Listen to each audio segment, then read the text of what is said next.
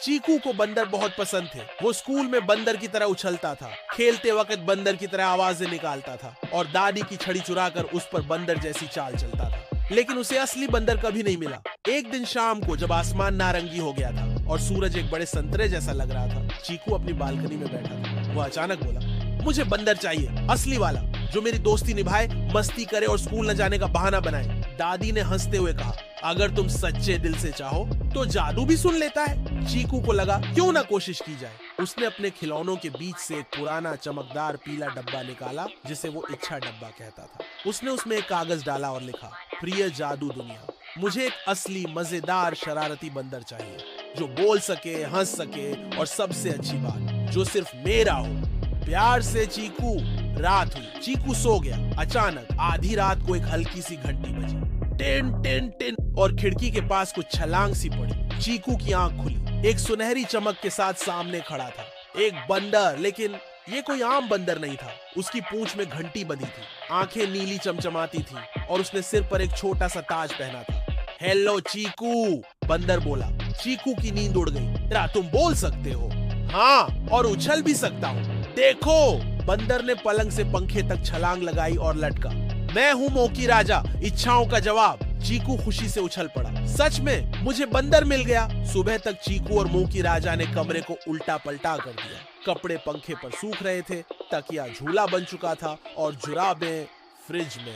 दादी आई तो दंग रह गई। ये क्या तमाशा है? दादी, ये मोकी राजा है, चीकू बोला। बंदर ने झुककर सलाम किया। नमस्ते राजदादी। दादी सिर पकड़कर बैठ गई। स्कूल जाने का वक्त हुआ। मोकी राजा भी चलेगा, चीकू ने जिद की। बंदर बोला, मुझे बैग मत दो, मैं सिर्फ मस्ती करने आया हूँ। स्कूल में मोकी राजा ने क्लास में धमाल मचा दिया। ब्लैक बोर्ड पर चौक से बंदर का चेहरा, म्यूजिक क्लास में ढोल की जगह बेंच बजाना और लंच में सबके टिफिन से केले चोरी करना। सब बच्चे हंस रहे थे, लेकिन मिस शांति नाराज थी। कौन है ये?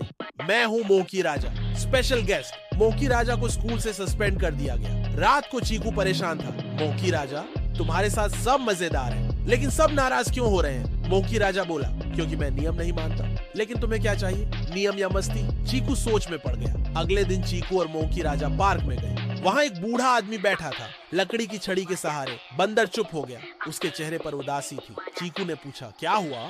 मोकी राजा बोला, ये वही हैं जिन्होंने मुझे बंदर बनाया। मतलब? मैं कभी इंसान था, जिद्दी, मस्त मौला, हर दिन नई इच्छा करता था। लेकिन मैंने एक दिन कहा, काश मैं बंदर होता, सब नियम भूलकर मस्ती करता, और जादू ने सुन लिया। फिर चीकू की आंखें खुली रह गईं। अब मैं तब तक बंदर रहूंगा जब तक कोई बच्चा मुझे अपनी सच्ची दोस्ती से वापस इंसान न बना दे। कोई जो मुझे मस्ती में नहीं, समझदारी में भी साथ चाहता है। चीकू चुप हो गया। फिर उसने कहा, मैं तुम्हारा दोस्त हूँ, लेकिन मैं चाहता हूँ कि तुम स्कूल भी चलो, दादी से भी बात करो और नियम भी सीखो। क्या तुम बदलोगे?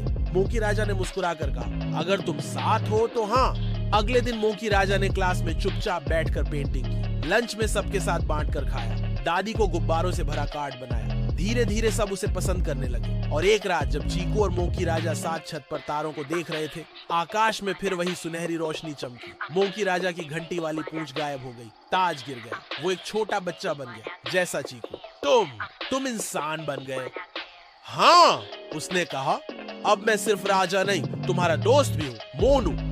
अब चीकू के पास एक सच्चा दोस्त था, जो बोलता भी था, हंसता भी, और अब स्कूल में सबसे तेज पढ़ाई भी करता था। और जब भी कोई बच्चा जिद करता, मुझे बंदर चाहिए, तो चीकू मुस्कुराता और कहता, कभी कभी जो हमें चाहिए वो वही होता है जो हमें बदल दे।